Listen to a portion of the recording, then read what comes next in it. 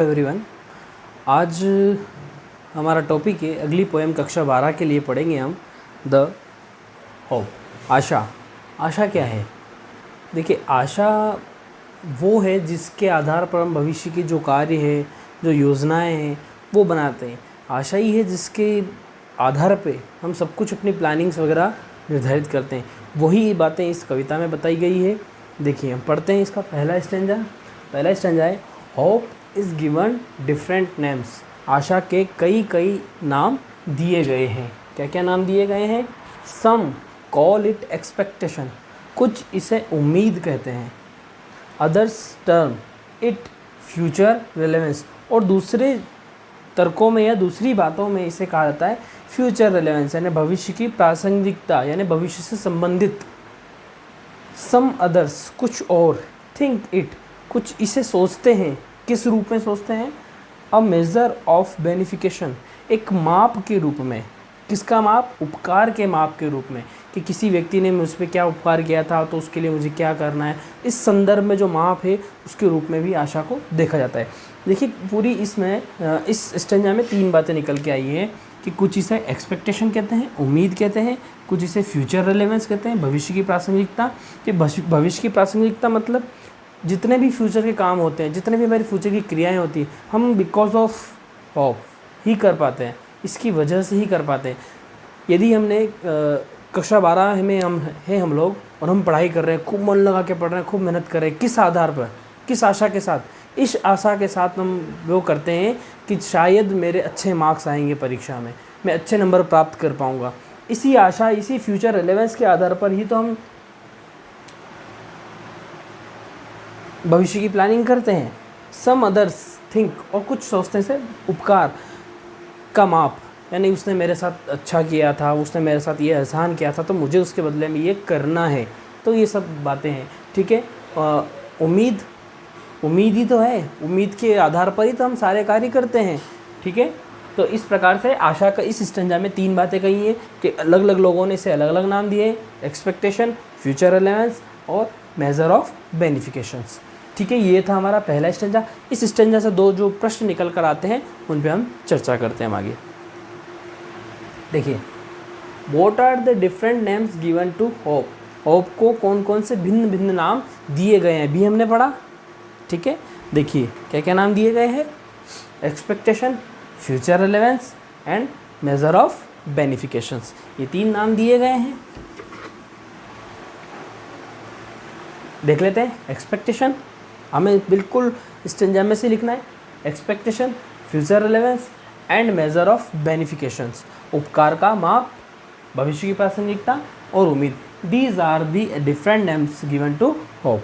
ये जो भिन्न भिन्न नाम वो होप को दिए गए। मुझे लगता है इस प्रश्न में आपको कोई समस्या नहीं आई होगी, ठीक है। इस कविता को हम अगर पढ़ें तो आप इसको इस तरह से ना पढ़ें कि हमारे 12वीं कक्षा में कोर्स में हमें पोएम दी गई। इससे हमारी जो प्रैक्टिकल जीवन है उससे हम जोड़ करके देखेंगे तो ज़्यादा बेहतर तरीके से समझ में आएगी। जिससे मैं आपको वीडियो बनाकर पढ़ा रहा हूँ, तो क्यों पढ़ा रहा हूँ?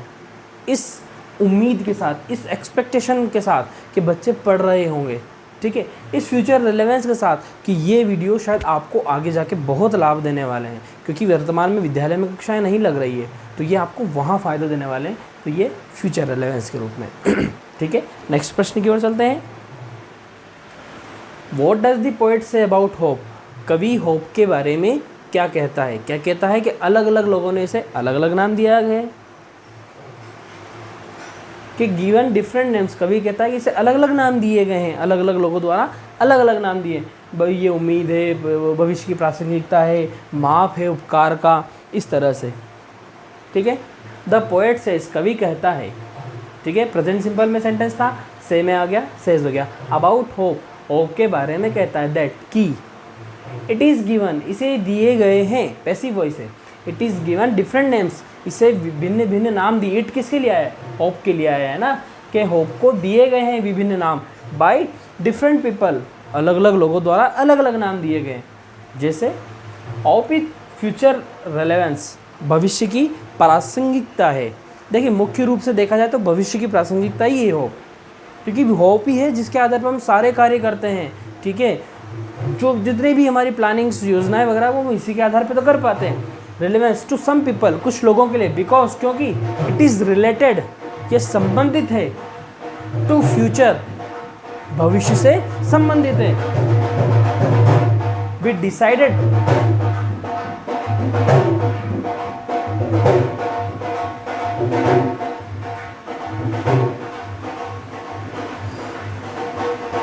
चलिए थोड़ी ढोल की ध्वनि से थोड़ी सी दिक्कत हो गई, अब हम वापस देखते हैं इसको। Hope is future relevance to some people, कुछ लोगों के लिए ये भविष्य की प्रासंगिकता है, बिकॉज क्योंकि इट इज़ रिलेटेड, क्योंकि यह संबंधित है, इट इज़ रिलेटेड, यह संबंधित है, टू फ्यूचर, ये भविष्य से संबंधित है, and because of hope, hope के कारण ही वी डिसाइड, हम निश्चित करते हैं, आवर फ्यूचर डीड्स, हमारे जो भविष्य के कार्य हैं, और प्लानिंग्स, हमारे भविष्य की योजनाएं हैं, वो हम किसके आधार पर, होप के आधार पर, बिकॉज ऑफ होप, होप की वजह से ही तो हम डिसाइड करते हैं हमारे फ्यूचर, कि हम ठीक है अभी चलो स्कूल में पढ़ाई नहीं करें तो हम तो पढ़ाई नहीं करें, फिर भी पढ़ रहे हैं बच्चे, क्यों पढ़ रहे हैं, इस उम्मीद के साथ, इस एक्सपेक्टेशन के साथ अपने कार्य कर रहे हैं, इस प्लानिंग के साथ कर रहे हैं कि शायद स्कूल खुलेंगे, हम पढ़ेंगे, हमारी परीक्षाएं होंगी, हमें परीक्षाएं देनी होंगी, इसी उम्मीद के साथ तो हम अध्ययन कर रहे हैं, ठीक है। तो ये भविष्य से संबंधित है कुछ लोगों के लिए, ठीक है, रिलेटेड टू फ्यूचर, पहली बात ये याद रखना है। दूसरा हमें अवर जो हमारी प्लानिंग होती है, डीड्स होते हैं, वो हम किसी आधार पर डिसाइड करते हैं, होप के आधार पर ही डिसाइड करते हैं। बहुत ही सरल स्टेंजा था, दोनों प्रश्न भी सरल थे, समझ में आ गए होंगे। चलिए नेक्स्ट स्टेंजा की ओर चलते हैं। चलिए, टू मी, मेरे लिए, मतलब कवि के लिए, hope is the creation of soul, कवि के लिए तो ये आत्मा का सृजन है, मतलब आत्मा का निर्माण करती हो, ठीक है, हमारी आत्म जागृति करती हो। होप ही तो है जो हमें, हमारी आत्मा को मरने नहीं देती है, हमारे सारी जो प्लानिंग्स है फ्यूचर से जिस पे हम कर पाते हैं, वो होप की वजह से ही तो है। दैट मेक्स अस फील, ये हमें अनुभव करवाता है, प्लेजरसम, मज़ा, आनंद महसूस करवाता है, आनंदपूर्ण महसूस करवाता है, एंड लिम्प, और हम उछलते कूदते हैं, विद एंथुजियाज्म, उत्साहपूर्ण, हम उत्साह के साथ उछलते और कूदते हैं, एंड ग्लो, और चमक के साथ, मतलब खुशी और आनंद के साथ कि हमने कोई प्लानिंग करी तो हमें ये करना है, तो हमें अंदर ही से एक उत्साह महसूस होता है कि yes I can do it, ठीक है, कि मैं ये कर सकता हूँ, ये मैं कर सकती हूँ, ठीक है। तो कवि के लिए आत्मा का सृजन है, क्रिएशन ऑफ सोल, इंपॉर्टेंट बात इस स्टेंजा से। हर स्टेंजा को जब पढ़ें तो कुछ ना कुछ एक बहुत महत्वपूर्ण बातें निकल कर आके आती है, तो उन महत्वपूर्ण बातों को हम अंडरलाइन करते चले, उनको समझते चले। क्रिएशन ऑफ सोल काय के लिए है, कवि के लिए।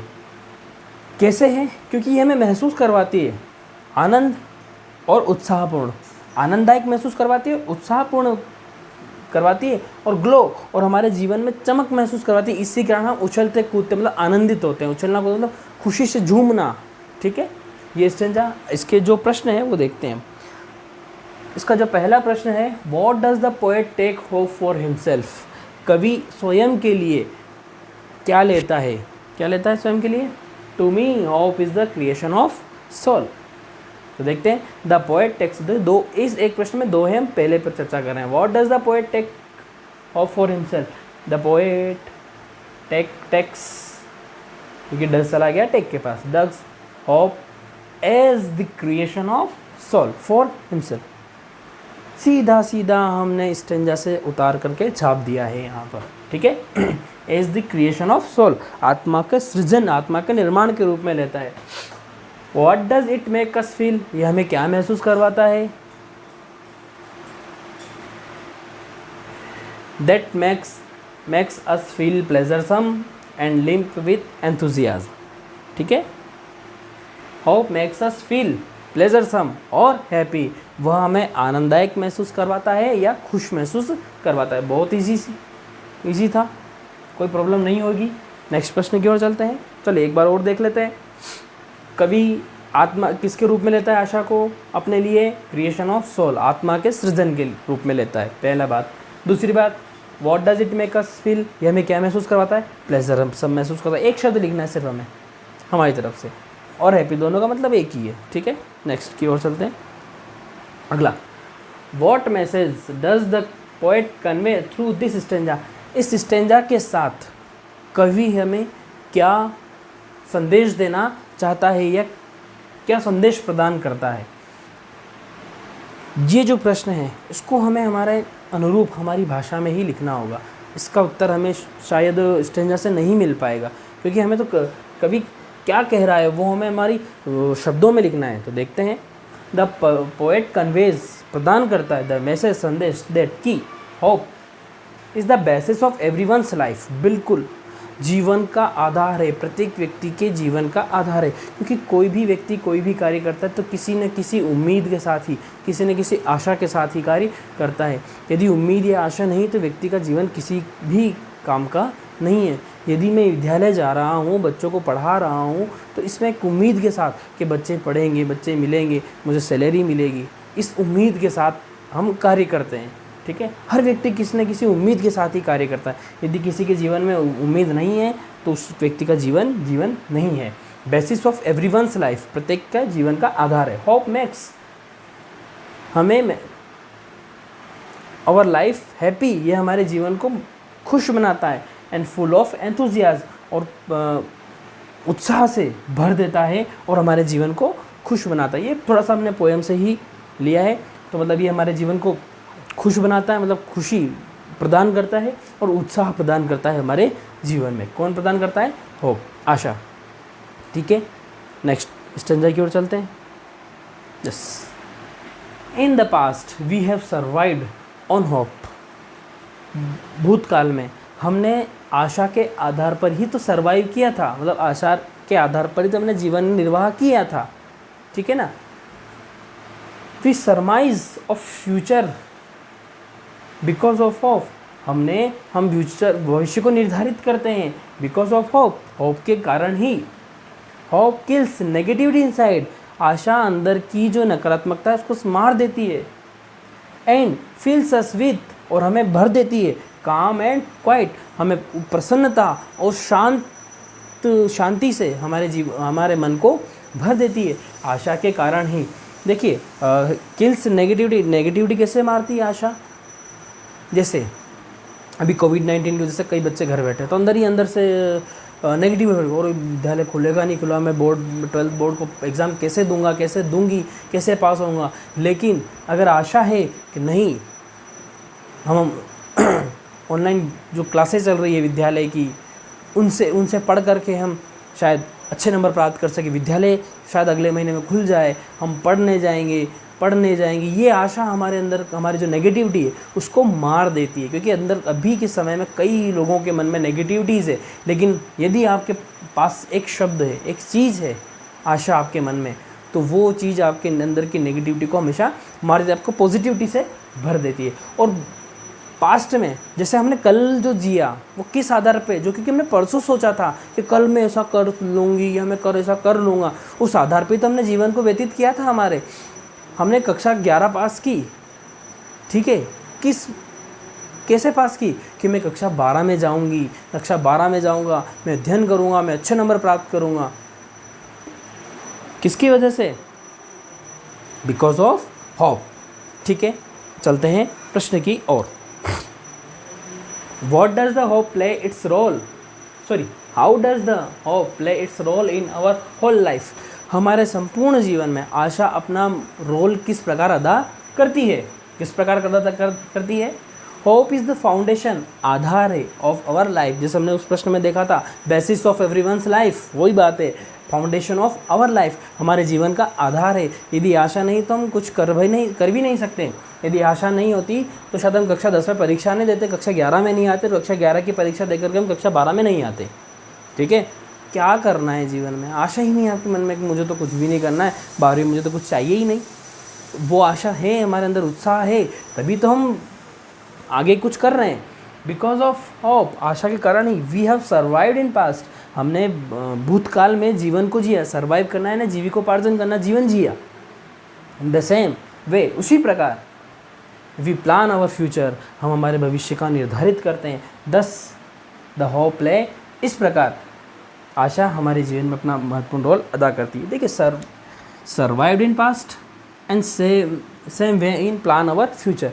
जैसे कि पास्ट में जैसे हमने कक्षा 10 बोर्ड क्लास थी, हमने बहुत अच्छा स्कोर किया, तो उम्मीद जागी हमारे अंदर कि मैं कक्षा 12 जब बोर्ड होगी तो उसमें और भी बेहतर प्रदर्शन कर पाऊंगी। कुछ बच्चों जैसे 10th में अच्छा प्रदर्शन नहीं कर पाते बोर्ड कक्षा में, तो वो उम्मीद के साथ कि नहीं मैं 12th में अच्छा प्रदर्शन करूँगी। तो ये हमने पास्ट को जिया और हम भविष्य की प्लानिंग करते हैं, उसी आधार पर हमारे भविष्य की प्लानिंग को करते हैं। ठीक है, इस प्रकार से आशा मेन चीज़ बात आती है, फाउंडेशन ऑफ लाइफ। ठीक है, इसके कारण सर्वाइव किया हमने पास्ट में, उसी प्रकार से हम भविष्य की प्लानिंग्स करते हैं। 3 बातें आई इस प्रश्न में। ठीक है, अगला प्रश्न, आज की वीडियो का लास्ट प्रश्न, what does the hope kills. देखिए इस पोयम को के शायद ये 3रा स्टेंजा है और लगभग इस पोयम में 7 स्टेंजा है।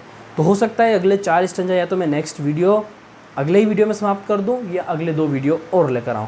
लेकिन जो लास्ट वीडियो जब भी आए तो यदि सेकंड पार्ट आता है या थर्ड पार्ट आता है, ये हमारा आज का वीडियो का लास्ट प्रश्न है, तो थर्ड पार्ट या सेकंड पार्ट जो भी लास्ट पार्ट होगा इस कविता का, उसी के साथ मैं आपको PDF अटैच करके दूंगा। ठीक है, सिर्फ आप आज इस वीडियो को देखें, इसको पढ़ें आराम से, अपनी बुक को ले। जब भी आप इन वीडियोज़ को देखें कविताओं के, तो आप बुक साथ में ज़रूर रखें, बुक में भी पढ़ते चलें, उनके प्रश्नों को देखें और खुद विचार करें, खुद मंथन करें, खुद चिंतन करें आप लोग।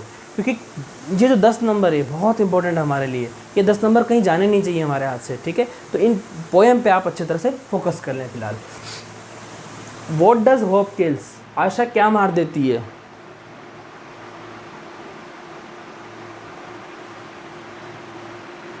होप किल्स नेगेटिविटी, बस सीधा सा उत्तर हमें इसी में दिया हुआ है हमारा। तो क्या दिया हुआ है, देखो, होप किल्स नेगेटिविटी इनसाइड, अंदर की जो नकारात्मकता है उसको मार देती है, एंड मेक्स अस पॉजिटिव, और हमें क्या बनाती है, पॉजिटिव बनाती है, हमें सकारात्मक बनाती है, मतलब नकारात्मकता को मार के हमें पॉजिटिव बनाती है। होप फिल्स अस, हमें भर देती है, विथ काम एंड क्वाइट, हमें प्रसन्नता से, हमें शांति से। देखिए वैसे काम और क्वाइट का मतलब लगभग एक ही होता है, शांत होना, लेकिन यहाँ पर प्रसन्न होने के संदर्भ में है ना। प्रसन्न होंगे तभी तो हम शांत होंगे, तभी तो, वरना अशांत रहेंगे मन से। ठीक है, तो ये हमें हु प्रश्न था हमारा, हु फिल्स विथ काम एंड क्वाइट, बहुत सीधा सा, कौन भरता है, आशा तो भरती है। होप में कहानी का जो मेन हीरो है कौन है, अमिताभ बच्चन, यही तो है हमारी इस कहानी का। ठीक है, आई होप आपको ये पोयम समझ में आई होगी। ये 3 स्टेंजा है, ये समझ में आएंगे। लास्ट जितने भी वीडियोस में हमने जितनी भी पोएम्स, जो 2 पोएम्स देखी, आप उनका अभ्यास लगातार कर रहे होंगे, इसका भी अभ्यास करें। नेक्स्ट वीडियो में बहुत जल्द ही लाने का पूरा प्रयास करूँगा। लास्ट वीडियो में काफ़ी डिफरेंस हो गया, बहुत टाइम बाद मैं इस वीडियो को लेकर के आया हूँ। कुछ स्वास्थ्य की प्रॉब्लम्स थी, इस वजह से नहीं कोरोना नहीं हुआ था मुझे। ठीक है, तो उस प्रॉब्लम्स की वजह से मैं वीडियो नहीं लेकर आ पाया था। ठीक है, अब आप रही बात PDF की इनकी, तो मैंने आपको बोला लास्ट वीडियो में दूंगा। ठीक है, पढ़ते रहिए। Thank you very much.